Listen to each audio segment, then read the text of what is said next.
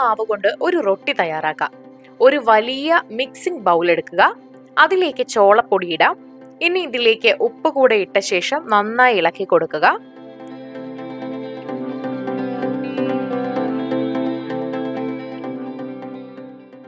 ആവശ്യത്തിന് ചെറു ചൂടുവെള്ളം ഒഴിച്ച് ഇത് നന്നായി ഇളക്കി ഉരുട്ടിയെടുക്കാം.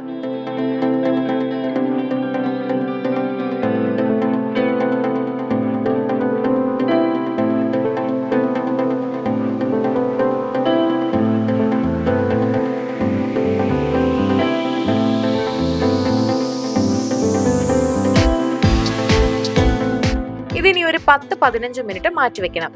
കുറച്ചു നേരം വെച്ചതിന് ശേഷം ചെറിയ ബോൾ വലുപ്പത്തില് ഇതിൽ നിന്നും ഉരുളകൾ ഉരുട്ടിയെടുക്കുക. ഇത് കൈയും വിരലും ഉപയോഗിച്ച് നന്നായി പരത്തി കൊടുക്കാം. ഒരു റൗണ്ട് ഷേപ്പ് എത്തിക്കുക.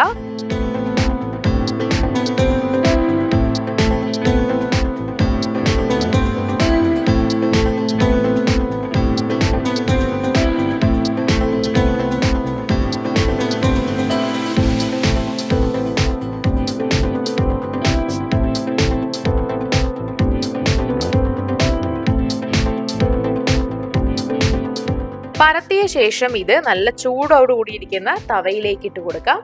കൈവച്ച് കുറച്ച് വെള്ളം റൊട്ടിയിൽ സ്പ്രെഡ് ചെയ്ത് കൊടുക്കണം.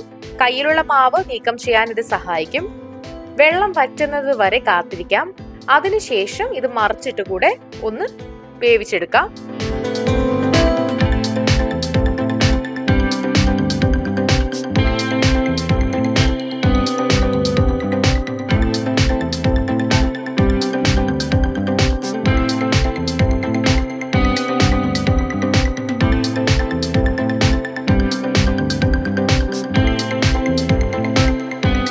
പതിയെ അമർത്തി എല്ലാ വശവും നന്നായിട്ട് പാകം ചെയ്യുക.